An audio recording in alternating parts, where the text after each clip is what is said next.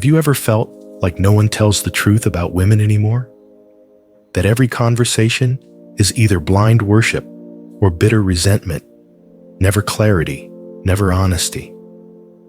Society idealizes women as pure, nurturing, and morally superior.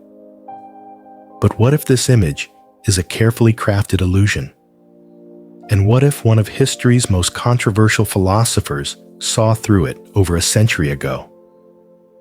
Friedrich Nietzsche was not afraid to say what others wouldn't. He didn't hate women, but he didn't romanticize them either. While most thinkers of his time either dismissed or pedestalized women, Nietzsche went deeper. He asked, what lies beneath the surface? Not what men want women to be, but what they really are beneath the social masks, beneath the ideals, beneath the roles they've been given. He saw something uncomfortable, something few dare to confront even today. Not because it's offensive, but because it's true. Nietzsche believed that the relationship between men and women was not built on equality, nor love in the idealized sense, but on instinct, power, and survival. And the more you look around today, the more his vision seems eerily accurate. This isn't a script about blame. It's not about glorifying men or criticizing women. It's about facing a deeper truth, one that reveals the hidden forces behind gender, attraction, and control. Nietzsche didn't offer answers wrapped in comfort. He offered something better, the chance to see clearly. So if you're tired of the lies, if you're willing to see beyond the romantic illusions and face the raw, unapologetic truth, then stay with me. Because once you understand how Nietzsche saw women, you may never look at love, power, or identity the same way again. Let's break it down. Nietzsche believed that men do not truly love women. They love an idea of women, a projection, a carefully constructed illusion that makes them feel safe, inspired, even superior. He called this romantic idealization a dangerous lie, one that says women are inherently pure, innocent, delicate, and morally elevated. But for Nietzsche, this wasn't admiration. It was a form of self-deception. To him, the ideal woman was not a reflection of reality, but a fantasy crafted by men who couldn't handle the raw, complex nature of the female spirit. Instead of facing that complexity, men reduced women to symbols of virtue, of beauty, of emotional salvation. And in doing so, they stripped women of their agency and turned them into characters in their own emotional dramas. Nietzsche found this not only dishonest, but cowardly. He argued that men lie to themselves because they cannot bear the full truth of what women are: instinctive, strategic, and driven by their own form of power. Not better or worse than men, but different, mysterious, not because they're incomprehensible, but because men choose not to understand. They would rather protect their fantasy than confront reality. This mask of idealization, Nietzsche believed, was not a sign of love, but of fear. Fear of emotional independence. Fear of sexual autonomy. Fear of a woman who doesn't need to be saved. So men dressed their fear up as adoration, called it romance, and fooled even themselves. But when reality breaks through, when the ideal cracks and the real woman emerges, men often feel betrayed. Not because she changed, but because the illusion they created couldn't hold. And Nietzsche, always devoted to truth over comfort, saw this as one of society's deepest lies: that to love women, men must first blind themselves to who women really are. Nietzsche never saw women as weak. He saw them as masters of a different kind of strength, one that doesn't shout, but whispers. While men often display their power in obvious ways, through status, dominance, or aggression, Nietzsche believed that women had developed a more refined form of control. Not less powerful, just less visible. He saw this as a form of evolutionary intelligence. For most of history, women were denied access to formal power. They couldn't rule countries or lead armies. So instead, they adapted. They learned to influence from the shadows, through charm, through seduction, through emotional precision. And while men built their kingdoms with swords and speeches, women shaped the men who built those kingdoms. Nietzsche noticed how women could guide decisions without giving commands, win loyalty without force, and secure protection without asking. Their power was relational, psychological, and built on deep awareness of human nature. They understood what moved men: desire, ego, pride, and they learned how to shape those forces without confrontation, not out of malice, but survival. He admired this, but he also warned against underestimating it. Because while this kind of power is harder to see, it's also harder to resist. Nietzsche believed that women had an instinct for strategy, a way of making others act without realizing they were being led. And in this sense, he saw them not as victims of history, but as quiet tacticians within it. This wasn't flattery. It was a challenge to the naive assumptions of his time. Society painted women as passive and dependent. Nietzsche saw them as calculating, intuitive, and fiercely aware of their influence. He wasn't blaming them for this. He was simply stating what few dared to say out loud, that in the realm of human relationships, the most powerful person is often the one who never has to raise their voice.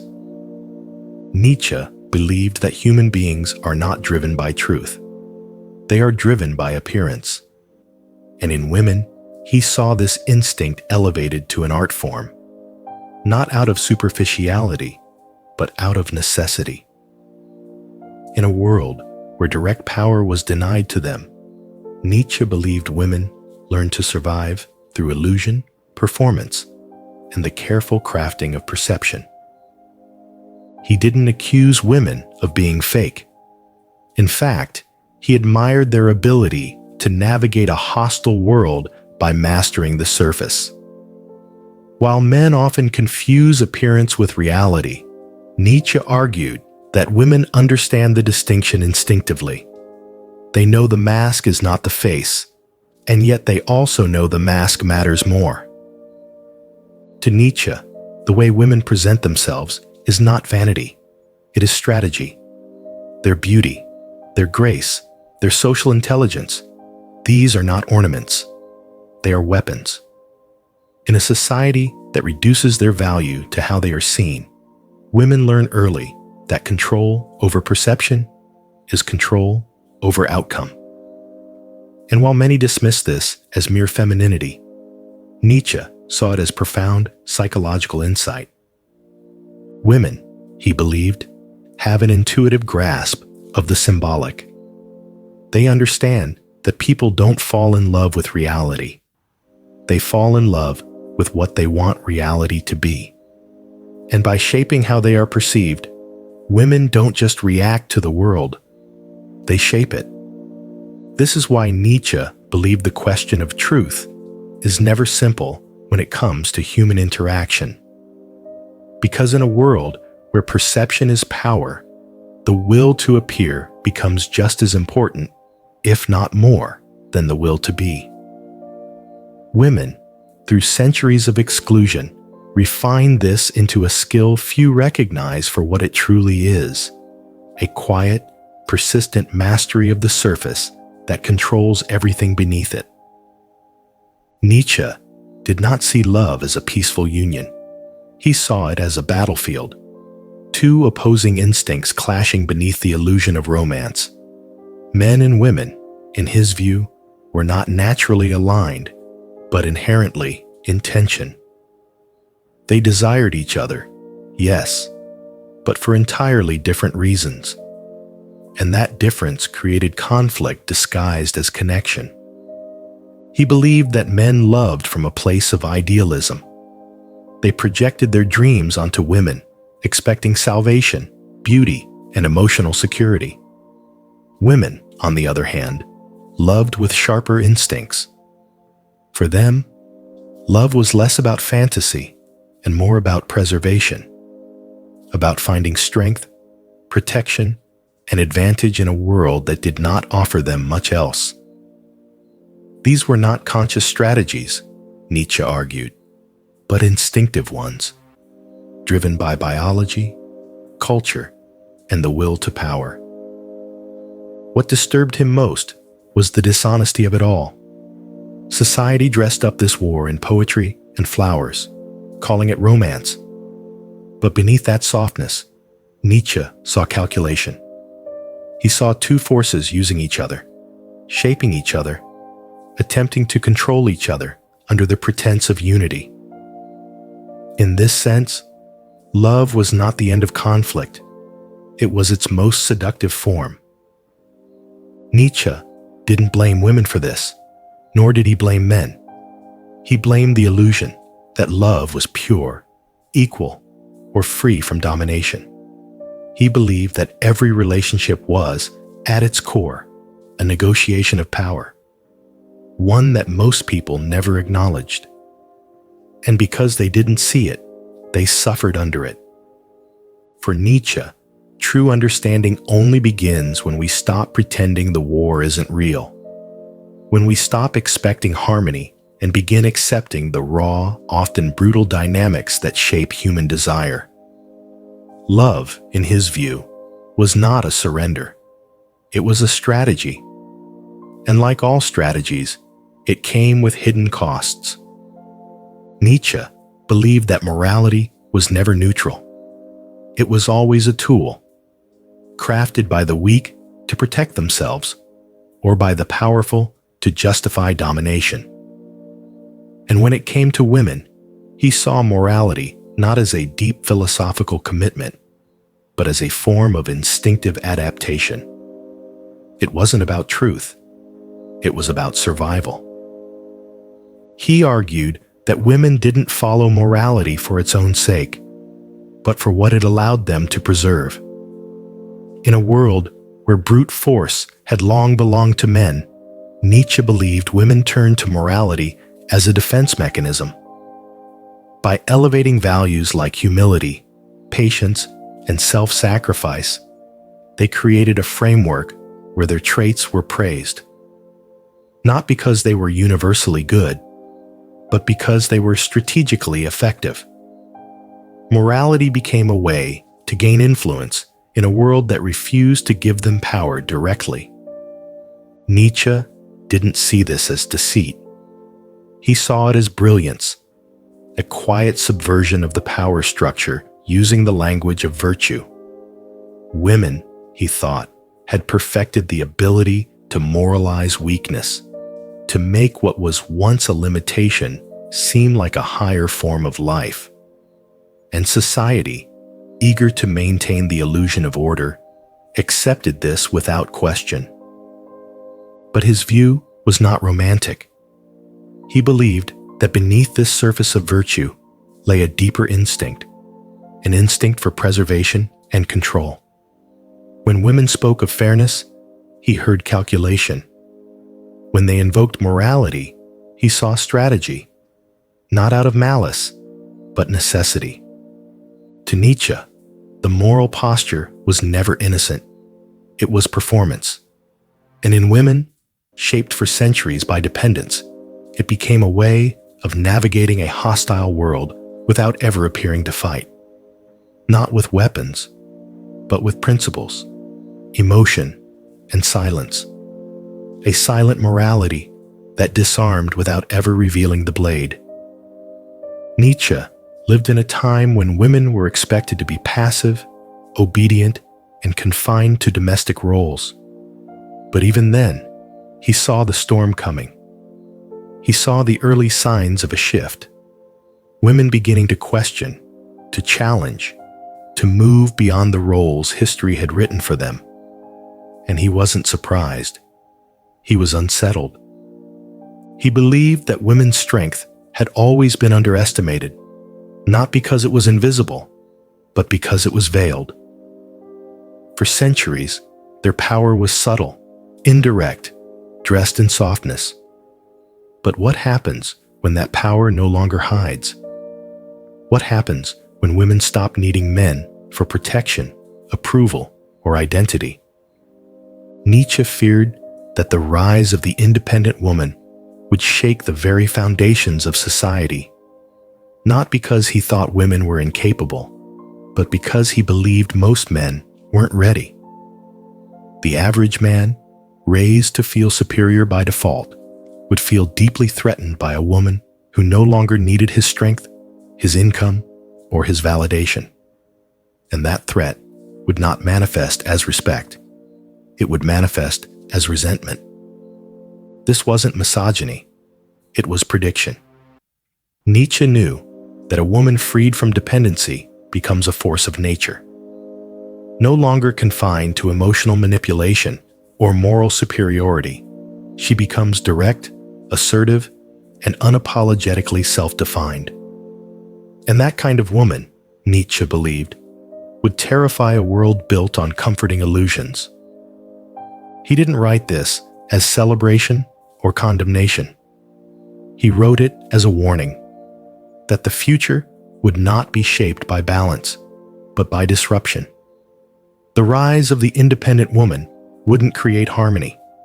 It would provoke conflict, confusion, and a painful redefinition of identity for both sexes. Because when women stop asking for permission, the old world loses control. And for Nietzsche, that was both inevitable and irreversible. Nietzsche didn't write about women to insult them. He wrote to strip away illusion.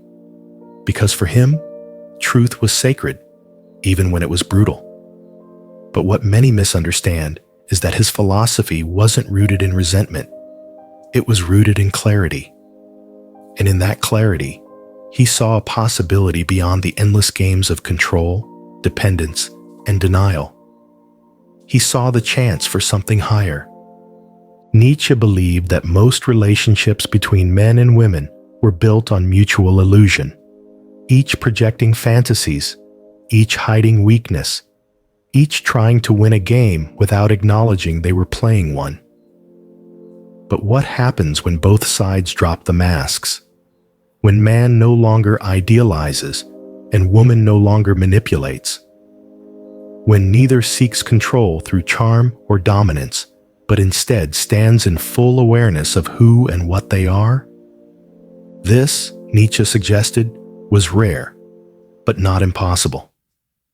It required the death of sentimentality, the rejection of inherited roles, and the courage to meet each other not as saviors or adversaries, but as equals in power, equal in darkness, and equal in potential. Not the same, but equally flawed, equally capable of transcendence. To reach this point, one must abandon resentment. The man must let go of his bitterness toward the woman who no longer needs him. The woman must let go of her anger toward the man who once confined her. Only then can something deeper emerge. Not a reconciliation of the sexes, but a redefinition of what it means to connect. Nietzsche didn't promise that this was easy. He knew most would never reach it. But for those who could, those willing to abandon comfort for truth, fantasy for reality, a new kind of relationship could form. One not based on illusion or fear, but on shared strength. Not domination, but mutual becoming.